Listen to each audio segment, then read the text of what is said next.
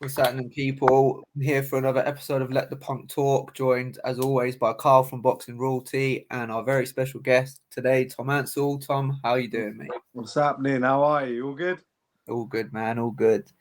So we'll jump straight in and talk about your career, Tom. Like I've seen on your box rec that you've got like a couple very good wins on your resume, and your most impressive win was against Darren Townsley when you stopped him in the first round. Did you know when you beat him? Did you know that you was going to get an eliminator for a title after that fight? No, I didn't. I actually I beat him and then I came straight off out of the ring. And then Tony took me backstage and he was like, "You've got a Southern Area title fight at welterweight," and I was like, "Well, I don't really like.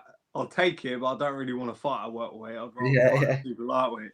But to be honest, that fight came literally like 2 weeks before.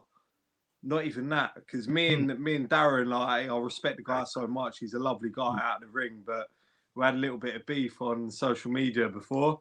Yeah.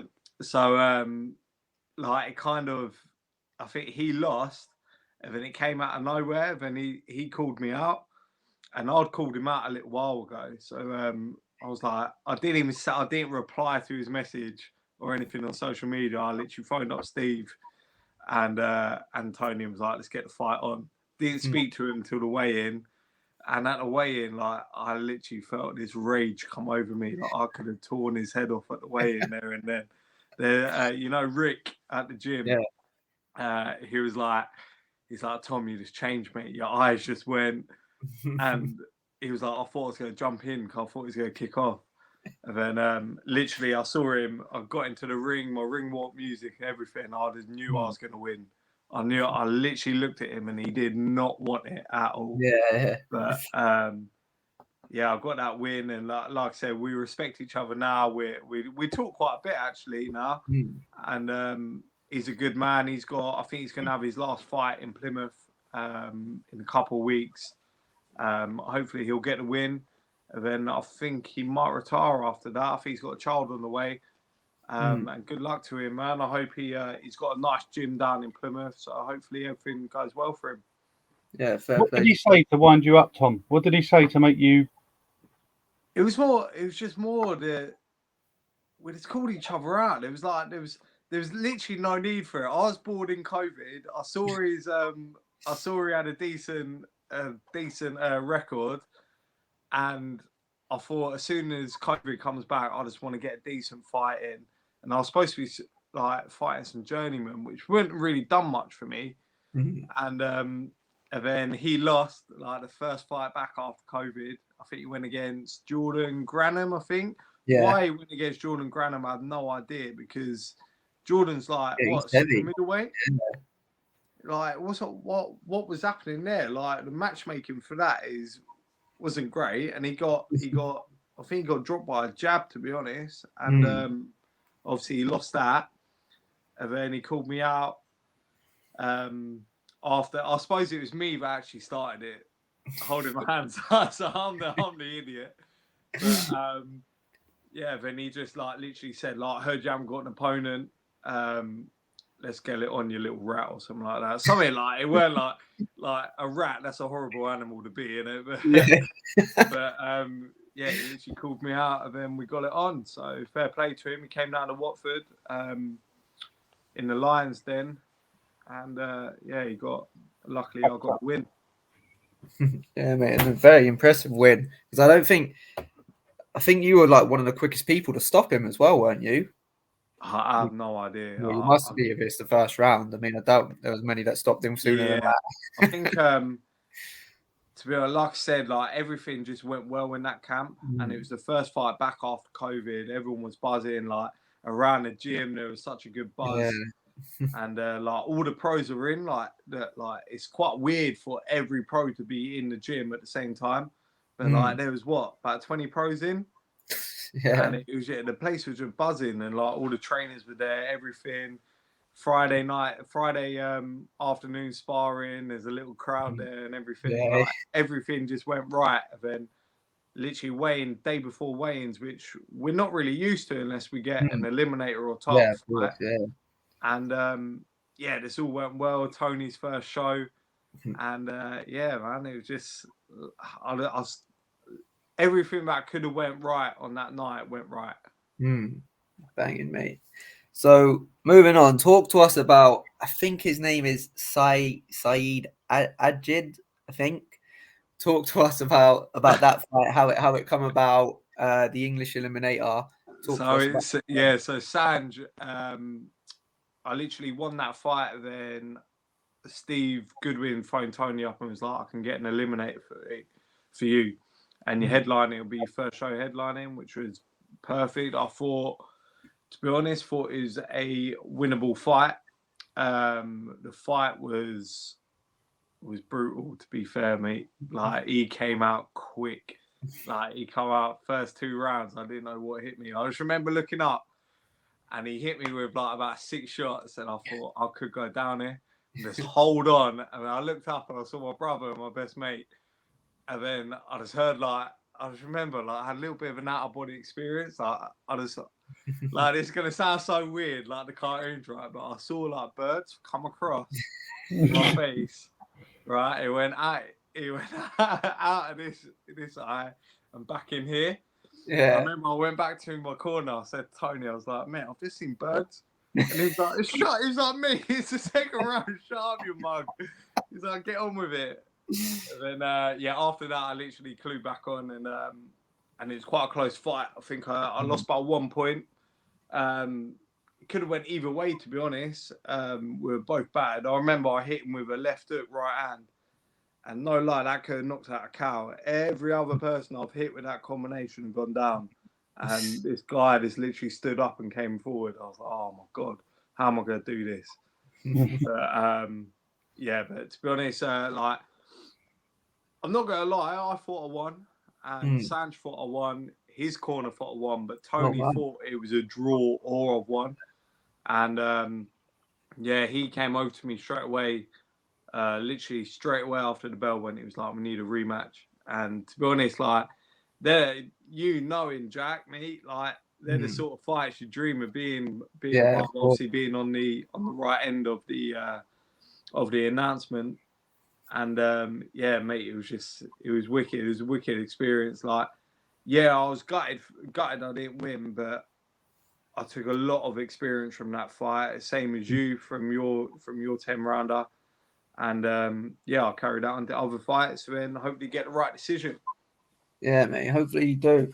Yeah, because obviously I trained closely with Kieran, who was in your corner, and he was telling me that it was an amazing fight. He was like, it was unbelievable, Jack. Like, I wish I could have been there, but I think I was like getting ready. Literally, your fight was like 2 weeks before mine or something. Yeah, I think it was a week before, wasn't it? Yeah, the week before. Yeah. So I was just like, mate, literally the week before in camp, I'm just so like, I just don't want to be anywhere, do anything. Like, I'm so just like, same as me. Just tunnel vision, innit? That last 2 weeks, you're tunnel vision because you've got your last hard week of training, and then you're tapering down, and the diet shit. Yeah. Can I swear on this? Am I right? Yeah, sweet. That could be bad. Start again. Yeah, like, the diet's horrible and everything, and like I said, the tunnel vision, like, training is just taking its toll, and you gotta make that final weight, like that little weight cut as well. But can I just say a massive shout out to Kieran, by the way, because I had quite a nasty cut, and he worked his magic on it, and like literally healed within about 2-3 weeks. And like now you can see, like, there's not even really a scar or anything, but like my cut was literally all the way over my eyelid. So fair play to him.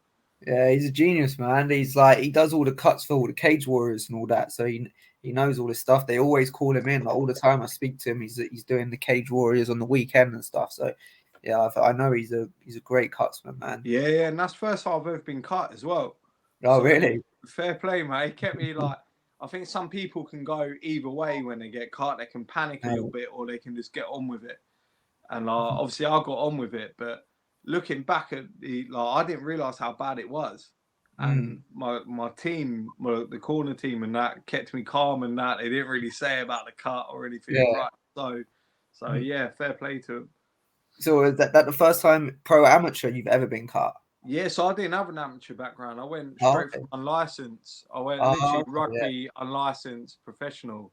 Oh, So okay. so yeah, that's the first time I've ever been cut. Yeah, mate. The first time I ever got cut was as an amateur, and it was such a weird experience. I got elbowed, and like I just remember holding on, and it was like, do you know, sometimes when things go in slow motion, it was Yeah, like, yeah. like out of a movie. Like I just see blood drip to the floor, and then like 1,000 thoughts were just going through my head. Like, oh my god, I'm cut. Is the fight going to get stopped? What's going to happen now? Like this, that, and like, it's just like it was such a weird experience. Like, was that what it was like for you? Like, what was Yeah, it like? yeah. I remember I got hit with an uppercut, and I thought, God, that like it just felt like loads of pressure had just gone from my eye. Hmm. And I was like, oh no, I've got cut here. Then I kept wiping myself, and that was like the wrong thing to do, innit? Like Yeah, you yeah. should have separated more. But I was like wiping myself to see if I was bleeding. And then I remember I hit him with a 1-2 and he held on to me. So I thought I'm just gonna put my eye right on his shoulder and look at his shoulder and see if I'm cut. And I saw loads of blood like spurting out. And then luckily there was only about like 20 seconds left of the round. Kieran got in straight away, so I knew that it must have been pretty bad if he's got in. But yeah, they didn't like the corner literally didn't mention it straight after. But like yeah, fair play to him. They sorted it out, carried on. I think I got cut in like the 4th round, so yeah, got sorted straight away. Yeah. Didn't really think about it after that, to be honest. Fair play, mate. So moving on again. So now you've had your comeback fight. Talk to me what it's like. So you obviously you lost that fight to Saeed, and then you're coming back on another home show. What were your thoughts going into your comeback fight? Thoughts, to be honest, it was quite hard to get up for a fight. Like, I for know exactly about what you mean. Yeah. for a 4-rounder. You know what I mean? Like I've just trained for the biggest fight of my life, and I'm going in with a 4-rounder. So it was quite hard. And to be honest, I didn't actually have the best camp. It was kind of on and off. Had a lot of injuries through it. I only actually done 8 rounds of sparring for that fight. Wow. Yeah. So I didn't spar that much at all, but I done a lot of pads, so I was quite sharp on the pads. But yeah, like I just literally got in, and like as soon as you see your opponent in the weigh-in, that's when you go like tunnel vision. You know you're in the fight, and then obviously your music came on. I come out to Elvis Presley, A Little Less Conversation. Oh yeah. And that kind of switched me on straight away. But apart from that, like not being able to get up for it, that was quite hard. Like going in, like obviously I'm motivated as like the bigger picture. Like get past this fight, then you're going to get an eliminator or a title fight somewhere. And that's what I found hard. But I just knew I had to get the win, to be honest. And thankfully I'd done it. I didn't do it with a knockout or anything, but I boxed pretty well, I thought. Showed off a lot of skills. Because not many people know that I can box. They just think I'm a brawler. But I was able to show some skills and work off the jab. And I got the win. And then looking onto the bigger picture now. Yeah, it's good, man. Just a quick one. I need to butt in here quickly. Yeah. Fun fact for you, when I was in year 6 at school, I won the talent show singing Elvis Presley, A Little Less Conversation. Did you? Look at that, mate. So, I'm not throwing myself out as a merchandiser, but I can sing you to the ring if you want me to.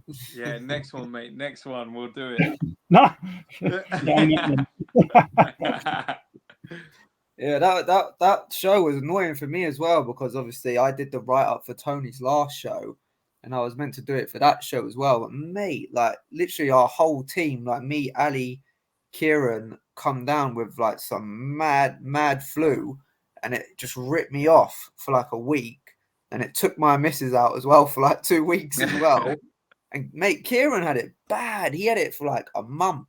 And like he's even said when he was at that fight, he was like, mate, he's like, I'm in such a bad way, but I've told Tony I'll come and do the cuts and all that, so I've got to go down. And it just took us all out, so I missed that show as well. So, but hopefully I'll be around for Young Lions 4. Yeah, definitely. So, obviously that was your last fight under Steve Goodwin. You've now moved away and you've signed with Tony. Talk to us like how that's all come about. So yeah, basically Tony. Yeah, so basically I had a fight organised, which due to politics didn't go through. The fight was for the English title, which was actually supposed to be fought for yesterday. Yeah. And a lot of things happened, a lot of politics happened, and then we just thought, we don't want this. Let's go and sign with Tony, which I think I wanted to sign with Tony as soon as my contract would have been up with Goodwin.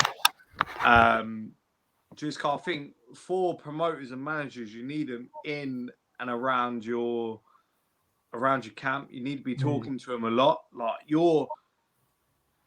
the manager works for you as a fighter. That's what you got to understand. It's not the other way. Like, and a lot of people get that wrong. Like, the manager gets you fights, or if I phoned up my manager now, if I phoned up Tony now and be like, get me the fight, he would put an email straight away over to whoever I want to fight. And they might turn it down. They might say, yeah, whatever.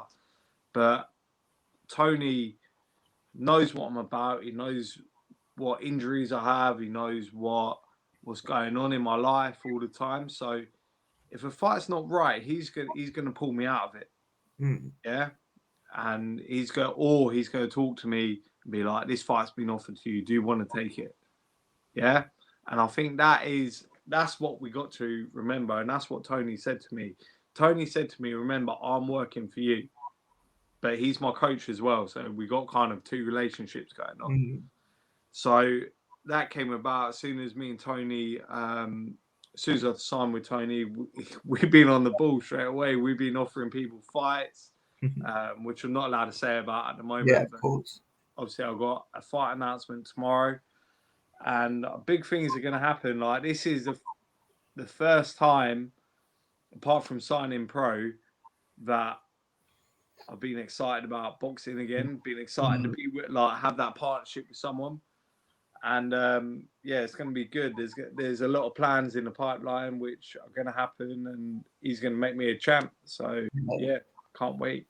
Yeah, no, it's good, man. Because obviously, I've worked with Tony now for my last 2 fights. He's been my cutsman in my corner, and he is that kind of guy that, like, man, I love Tony to like pieces, like, and he's the kind of I trust him with my life, and like even that 100%, mate. That's the thing. Like, me and him have got that trust, and we got that bond as well. And if I'm getting too far ahead of myself, he'll tell me straight away, and he'll knock me down a peg or two, which is perfect. That's what I need, because sometimes, like, as a fighter, mate, you have a bit of an ego, don't you? So like, as soon as you win, you're gonna have an ego, and he'll knock me down. He'll tell me whether it's a good performance, bad performance. In sparring, he'll tell me whether I've sparred well or rubbish. So it's good, man. Like, we're on a level, man. Like, he's a role model, he's a friend, he's a coach, he's now my manager. Like, it's exactly what you need. Yeah, he's a proper good man. I'm looking forward to obviously all the next week, because I'm Kieran's away, so I'm be training with you and Tony for the buzzing, man. Next week. Yeah, so it should be fun, mate. It should be fun. Yeah, be good, man. Be good. So the English champion at your weight is it Billy Adelaide? Allington. No, Billy Allington. Allington, yeah. Is it true that he's been stripped now? I don't know if he's been stripped, but I think the chance for his voluntary, which was going to be against me, has passed now. So I think he's got to go to mandatories. He's going to go against someone called, I can't remember his first name, but I think it's Ballinger from up north, or Ballinger from up north. I literally know nothing about him. Yeah. I think he's ranked about 12th, 16th, 12th, something like that.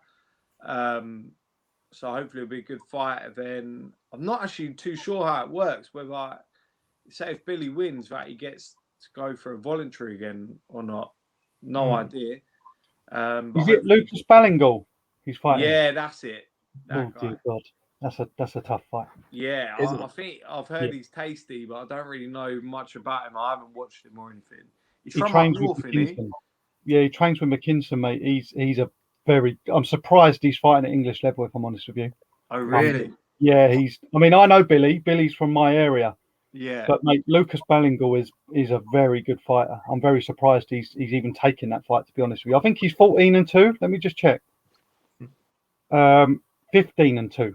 Yeah. Who's he lost to? Acting like I got box rec in front of me. Myron Mills. Yeah. And Fighter. fucking hell, Arslan Magamadyrov. Never We all know him. We all know Arslan. But that's a tough fight. I'll tell you what, Billy's really impressed me, you know, in his last 2 performances. He fought my friend Jamani, like it got stopped on a cut in the 4th. I thought it should have been a draw, but like he was looking good in the fight until it got stopped. And then he went on and beat that Jamie Robinson and like he was tough, mate. Yeah, I was gonna say that. I thought Robinson beat him the first time. And like, mate, I thought he looked really good in that English title. Like in his last 2 fights, he's won the Southern Area and the English. So like he's going on to good things, man. Yeah, man. Like he's doing well, man. Like he's I don't know, I think it would have been a war, but I think I would have given them a good fight and won me. Yeah, I think you would have. It would have been a great fight, I think. I think the thing with you, Tom, is you're quite a stocky super lightweight. Do you know what I mean? And Billy's a mover. Yeah. I think you would have been a bit too big for him. I know Billy. I like Billy a lot. Thing with Billy is he sells a lot of tickets, mate. I remember going to Bracknell Leisure Centre, Mitchell's last fight, and mate, he must have had 350 people in this ring. Yeah. He's got the whole of where I'm from, Heathrow area, mate. Everyone who goes and watches him. He's a nice lad, to be fair to him.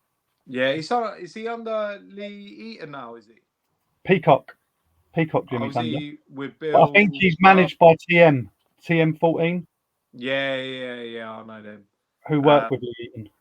Yeah, so fair play to him, man. Like, hopefully he goes on, wins it, and then does whatever he's got to do. I'm not even sure he's got the British for us, to be honest. Maxwell had it, didn't he?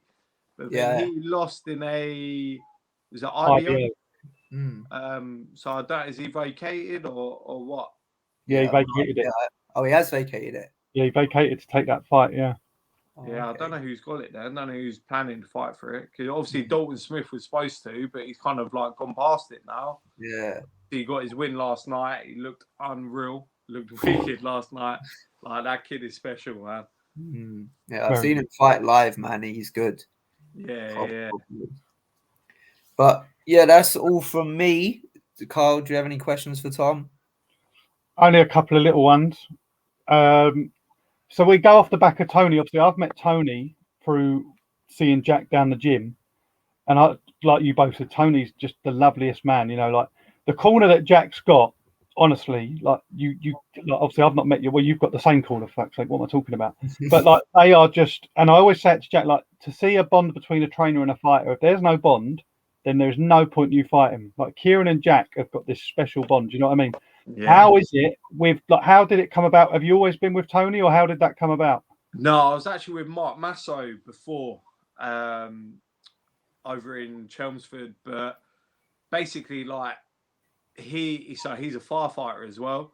His hours didn't work with me anymore, so I got under Steve Goodwin and was like, mate, I'm going to need a new trainer, and he put me on to Tony. And then from there, where they hit it off, like the only thing wrong with Tony is that he supports Millwall. But apart from that, like everything has been literally like it's just worked straight away. We both got the same temperament, both got the same values. Like it just works, man. Like and we talk every day. Like it's just wicked. His family are wicked. Like he loves my little boy and stuff like that. Like everything is work. Like we're going over the soccer aid on Sunday, like to get with his boy and my boy. So like everything just works. Like inside and outside of boxing. That's good, especially if you spend time with him outside the ring. Like Jack was at Razor's fight, wouldn't you? And you spend a bit of time with Kieran. You see. Yeah. I've seen fighters be at shows and their trainers there and they don't even fucking say a word to him. And it's like, Jesus, if you can't even go over and shake his hand, like, what are you even doing? Yeah. You've got to have 100% trust in that person. That's what I've got. I've got trust. I've got respect for him. And like I've seen him fight. I've seen him train. Like he's unreal, man. Like everything he does is like, Like, I wouldn't want to spar him. Like, you know what I mean? Like, we've just got that bond. But I listen, I learn, and I think the main thing, like, I don't know about you, Jack, but when I go to training, I look forward to the challenge. Mm. That's my biggest thing. But I'm also learning as well, and I've been with other trainers, tried other trainers before, and I didn't learn nothing. And like, then for me, that gets me bored. Yeah. And with Tony, I'm learning something, and like we have a laugh doing it, but we also switch on when we need to. And it's like I said, man, I can't thank that guy enough, man. Like he's now my manager. He's looking after my career. I'm buzzing for it. I can't wait. Yeah, So in the same sense of obviously this week, like Kieran's away. Say it was fight week for you. Let's just go into theoretical, if that's the right word, yeah. And Tony gets COVID, yeah. Would you feel comfortable having Kieran take you in the ring for that fight? Yeah, I would, but only if Tony said yeah. Yeah, of course. If Tony come to you and said, "Look, I can't make it, but Kieran's gonna corner you." Yeah. Oh yeah, 100%. But also like in what we got to remember, like Tony, yeah, Tony's my head coach, but there's other aspects of my corner, right? So we got Kieran. Kieran looks after my cuts. He's such a calming figure, isn't he, Jack? Yeah, like, he is. He knows his stuff. And then we got Ian Dubree, who, he's motivational. He's like the calmest guy ever. Like he can just look at you, and he can just give you the look, and you know that you're going to be all right. And that's the same with Rick as well. We got Rick, who he's just such a legend, isn't he? He's just there.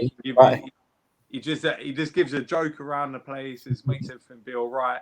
And then obviously we got the big man as well. We got Don Charles, who's been around everywhere, and he's looked after. Like he's got Del Boy at the moment. He's had Jordan Thompson, Florian, loads of people. Like he knows everyone, and he's like the captain of the gym, isn't he? Like everyone goes up to him for advice and that. Like he's good. So for my corner, they've all got aspects, but like if that happened and Tony was all right, I'll be more than all right with it.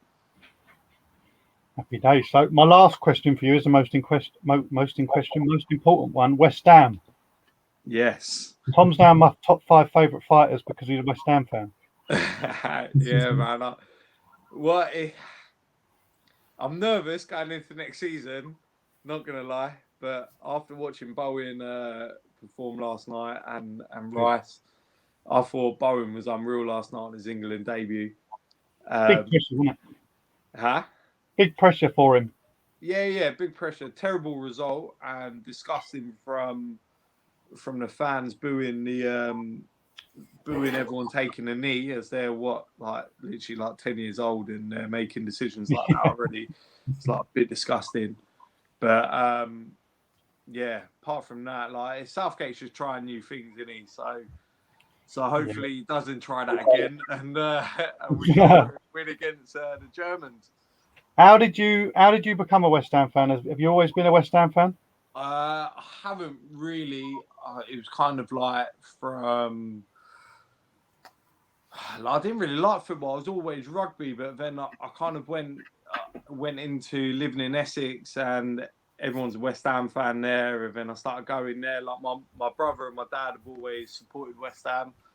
I've always been going to West Ham fans, but West Ham games. But like I said, I was always a rugby fan. And then then ended up going more and more and falling in love with them. I think like with West Ham, it's like an episode of EastEnders through life, isn't it? It's like there's ups, there's downs, there's stuff going on, there's people running on the pitch, there's all sorts. Like it's just is what it is, isn't it? But hopefully with Moyes, we'll have a good season next year. We'll make the signings. Hopefully the board will make the signings, and we'll go in, hopefully get Europe next year and do well in Europe. Yeah, I think we got to fancy that Europe, but we just got to hope that Moyes don't dither around with signings and you can't doubt what he has done, but I think he does need to press on it a bit when it comes to signing players. Yeah, Jack, you need him to give him your football manager touch, mate. Yeah, mate, exactly. I do know what I was actually, before I went on this, I actually was on Football Manager. Oh, really? I had to quickly get out of it. I was like, I'll get too addicted to it. Yeah, mate, it takes over your life. I know. But do you know what? It's the best thing in camp because instead of going out with your mates and stuff, Yeah, you just play Football Manager. mate, just go to Football Manager. I hear a lot of people, a lot of boxers say that, like Fortnite, Football Manager, FIFA. Yeah, I think there was a memory literally the other day that come up on my Facebook, and it was like, "Oh, I'm going into work drunk tomorrow because I just won the FA Cup." Get your suit and tie on for it, yeah, Exactly. Right. So when we do these with a fellow professional to join Jack, I always do 5 or 6 questions. So we do the same. You ask a question, Jack, you answer, Tom, you answer. So the first one is your favourite brand of boxing gloves, Jack? Rival. Yeah, Rival for me as well. Isn't that that's Russ Amber, isn't it? The American fella that looks after Lomachenko. Yeah, I guess so. I couldn't tell you what his name is, but yeah, I guess so. Yeah, mate, you got to watch his podcast with Matchroom. You know, they do the Matchroom boxing one on Fight Weeks. Yeah. Have a listen to that, because basically when they ask him how he got involved with Usyk and Lomachenko and all them, I can't which fighter it was, but he got called into one of their camps and they said, like, look, his hands are really bad. Like, his hands cut. They fuck up during camp. We need you to just spend a week wrapping them and sparring. I think it was Loma. And at the end of the week, Lomachenko just looked around and said, whatever fights you've got in for the next 3 months, cancel them. I want you here every week. And from then on, he was known as this hand wrapping specialist, but he's also a very known cutsman as well. But limited people know that he also brought out Rival. So this guy's like this, and he's such a good character. IFL TV. So do you remember when Rivas fought White? Yeah. You might not know this story, but at the glove meeting, he took a pair of Rival gloves in as the spares. And they basically said, you can't bring them in. He said, but he's doing the same. Anyway, so on the night of the fight, you know, you have someone going and check the hand wrapping.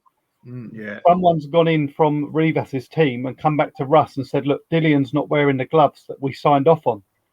And basically, if Russ, the long story cut short, Russ had argued the point with the board to the fact that the fight nearly got called off because Dillian, and he still wore the gloves. It's still being investigated now. It's the same fight that White got popped for apparently over whatever he done, taking drugs. He can literally look at a pair of gloves and tell you if they're legal or not. It's mental. You look at him now. He does all the Smiths, Lomachenko, Usyk. He did Klitschko in his last fight. He's like this absolute genius that can do everything but fight. So yeah, I mean, everyone uses Rival. I like the look of Everlast stuff though. I'm British, so nice. So you two are British actually. Most memorable ring walk from another fighter in boxing, Jack? I always loved Ricky Hatton's ring walk, and I was at do you know the fight with was it Juan Lozano when he just lost to Floyd Mayweather? It was his comeback fight. It was in Man City's ground, and I went down to watch that, and mate, it was just amazing. Like there's just like an aura around his ring walk, and it was incredible to be there for that. Yeah, Tom. For me, Mike Tyson, mate. Mike Tyson, no music, comes in, mate. You just know you're in trouble, don't you? Like, did he not have music? Huh? No, he didn't use that music. He just used to walk in, eyes wide, like you're done, mate. I always look back on. Do you remember Bellew's last fight against Usyk? Yeah. Mate, that one when they played Z Cars at Manchester Arena, and he just stood at the top of the steps, didn't he? And they had the drums going. That was always. But I always liked David Hayes. I just think he was known when he made the opponent wait. The song was like 2 minutes in, and then he just rolled to the ring with no fucks given. I think David Hayes for me, but I did like Bellew. Do you know what one actually is in my head at the moment is when Stormzy performed for AJ. Yeah. Because there was all that chat and everything before the fight. And then, was it? It's big for your boots, wasn't it? It came on. They said shut up, didn't he? It was shut up. Yeah, shut up. Man want to talk about AJ, tell my man shut up. Yeah. Oh, mate, that was brilliant. Dillian said to him afterwards, didn't he? He said, if he wants to tell me to shut up, he can tell me to my face. Yeah. But then the thing, like, that card was unreal. I think every single fighter has pretty much been a world champ on that card. But, like, apart from like Chisora, I think Chisora didn't come a world champ. But everyone else, like, there's Chris Eubank Jr., Bellew, Luke Campbell was on that as well. Like, that's mad, isn't it? Yeah, you can't ever. I just don't think you can ever argue Eddie Hearn's card, and I will argue till I'm dead in the face. Like Frank Warren's cards are fucking awful. There's one good fight all the time. Do you know what I mean? And that's no disrespect to Frank. Maybe he hasn't got the money and the backing to throw into what Eddie Hearn does. But you know, we spoke about the other week, Jack. But you look at the Fury White card, and then you look at the Joshua Ruiz card in America. Yeah. Joshua Ruiz's co-feature was Callum Smith. You had Katie Taylor on the card. Do you know what I mean? And then you look at Tyson Fury's. You had fucking Thomas Asomba, wasn't it, or something, as the co-feature, and it was just pants, mate. But I love it. Well, I you know, we always ask. In fact, I'll ask both of you this question now. I don't know if we've done this with you and Jack, but if any boxing promoter comes to you, so Matchroom, Sky, or BT, who are you signing with? I think I would have always said Eddie Hearn, but now like the platform, I've always obviously everyone wants to box on Sky, don't they? And like so, like Boxer's come about now, and I just feel like Boxer would be if you wanted to get your name out there, boxing on Sky would be the main place to go. But Eddie Hearn, obviously, without question, is still the #1 promoter. Still seems to match everyone the right way, gets everyone the best fights, and gets everyone the most money. So I would still go with Eddie Hearn, but Boxer's like coming about and they're doing good things now. Yeah, that's the same with me, mate. Eddie Hearn is unreal, let's be honest. And I actually like the geezer. So do I. I don't understand the problem with him. Yeah, he always gets booed, mate. Boo. He's making us all money, mate. but like I really like this Ben Shalom as well. I really like him. He's young, he's up and coming. He's signing a lot of people who are going to be massive in the sport. And also, Matt, like Eddie Hearn as well, what he's done for women's boxing, like it's a joke, isn't it? And like people were like, when we have Tyson, like Tyson will end up fighting on Matchroom and being a world champ. There's no doubt about it. Like that girl is phenomenal, isn't she? She is. But like, she's like everything. Like you sparred her, mate. Like she's a joke, isn't she? But yeah, mate, I think what Eddie Hearn's doing for boxing and what he's done for boxing so far, like even in COVID, doing it in his back garden, like who thinks of that? Every other promoter would have just been like, right, save the money, we're going to need it for when COVID's over. But he's like, nah, let's get this on. And but it happens, isn't it? So yeah, he's done everything. So I think it would have to be Eddie Hearn for me. But like I said, Boxer's up and coming, Ben Shalom's up and coming. And yeah. Go from there. The things that people don't see with Eddie Hearn. So earlier on, me and Jack did one regarding last night's fights, and I don't know if you know this, Tom, but 3 weeks into Cordina's camp, the IBF ruled the mandatory over Cordina. Oh, really? So Eddie Hearn's gone back to the IBF and said, "Look, Cordina's agreed to fight. We need this fight. How much is it going to cost for step aside?" There's like, look, there's no step aside. He needs to fight this guy. So then the Zone have paid, I think it was something like £1 million to this fighter to step aside, just so that Cordina, 7 weeks out, could get this fight. And he didn't know about it until after the fight either. So that just shows he don't just do it to fill his own pockets. You know, he's chased up round and round and round to make fights happen for people. Like that money's come out of his pocket. He probably lost money on that show. Well, he would have lost money on that show last night, just so that Cordina could have his night. And you wouldn't see Frank Warren or anyone else do that. Maybe Ben Shalom in the future, but mate, I love Eddie Hearn. Like when his autobiography came out, I didn't want the auto. I wanted the signed copy, and I could not get it anywhere. And I finally got it. It's actually hanging up. Well, not hanging up. It's sitting up there. But mate, the geezer's story is just incredible, and his personality. You know, the no context Hearn, the way he is just everyone wants to be that guy. Do you know what I mean? Imagine having his life. Yeah. Just man. Incredible. But what else have I got? I got two more. Best sporting moment aside from yourself. So it could be a teammate, it could be a sports team. Tough one. Yeah, I'll let Tom take that one first. What in? So for me, Yeah, go It on. was, well, I just jumped in there. For me, it would either be seeing Jack and Mark fight for the Southern area, but that hurts because they obviously didn't get the decision. But also England at the Euros. Yeah, Euros was unreal, wasn't it? That's it. So that gives you to go on, Jack. So you're first because you've gone first the whole time. You know what? There's two, yeah, for me that they're not even like friends or nothing. They're just things that I've seen on TV. Do you remember that guy? I can't remember his name, but the fella that knocked out Kevin Mitchell with a jab. Not the what's his name? He was just gonna fight a Harara Davis. Yeah, I know exactly, but not Barrios.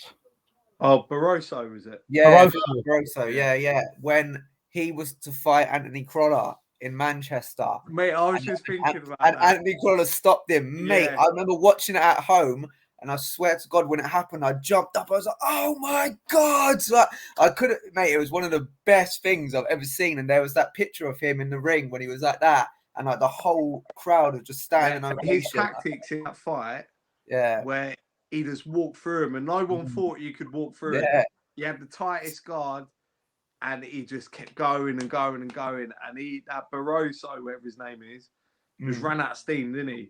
Yeah. And he just didn't have an answer. No one has ever fought him like that. But yeah, mate, Crolla's one of my favorite fighters. Yeah. Same here, one of mine as well. He's one of my favorite fighters. He's so textbook, isn't he? But he does everything so well. Yeah, what's your other one, Jack? The other one, some people may argue it's not a sport, but WWE. I knew it. When Daniel Bryan won the world titles at WrestleMania, was just fucking incredible. Like, if you know the whole backstory, I won't get into it because it would just bore you to. But if you knew the whole backstory and all that, mate, it was just such a great moment in wrestling. But they're my two. I knew it. I was sitting there, I was thinking, why am I even like, it's going to be WWE. Go on, Tom, don't say yours is WWE as well. Nah. I'll say, personally, England winning the Rugby World Cup final. I was very much into rugby then, I still am, but that was just unreal. Watching it with my family, had people around and everything. And that gives you like goosebumps. Like, that was unreal. And also, like, AJ Klitschko at Wembley. Oh, that was what an unreal fight that was. And that uppercut as well, which made like Klitschko like, what was he, another foot higher, wasn't he? But yeah, it was just amazing. And then going with you as well, Euros, just the occasion. Like, just watching it with my little boy and that, and like with family, friends, like everything was just amazing. I can't wait for the World Cup now. If the Euros go by, World Cup's gonna be another level. It was just the whole 4 weeks, wasn't it? Like, you think it was a Monday afternoon at work, and you think like, shit, I got to be at the pub in 2 hours. Yeah. What's mad about it, is so. My girlfriend Chloe, the day before the final, she said, I'm going to go. And I was like, there's no way you're going to get a ticket. She was like, no, I'm going to work at the stadium. And I was like, what? You're going to work at the stadium? So she got in touch with this lady, and I'm not going to mention any names because she might not get paid. She didn't work, by the way, you'll hear this. So she had basically agreed to work on a clothes stall inside the stadium at the top tier, and all it was selling T-shirts and flags. So they said, get to the stadium at 3 o'clock. So she's FaceTimed me. She's got a bag full of a change of clothes. She's got to the stadium and she's got, they wear the lanyards. Yeah. Lanyard on. And they started work at 7 o'clock. So at 7:15, she's walked into the stadium. No one's in the stadium yet. And she's gone up to this person and said, oh, I'm here to work. You give her a lanyard. Mate, I'm not joking you. From what she's told me, obviously, I'm not going to believe her. I've seen the pictures. She walked into the toilet, got out of her work clothes, got into a pair of jeans, T-shirt and a blazer, put the lanyard on, walked straight to a seat, sat directly behind the goal where the penalty shootout was for the whole game, and got paid. Wow. Yeah. Like, she FaceTimed me at 7:45 when they were walking out. And I was like, but I agree with you, mate. The World Cup, it ain't going to be the same being in November because it's going to be freezing cold. But I think England could do it. I know Jack disagrees with that and he hates English football, but I think we could do it. Yeah, I think we could do it. I think I don't know. I believe that we can do it. I think the squad we got is unreal.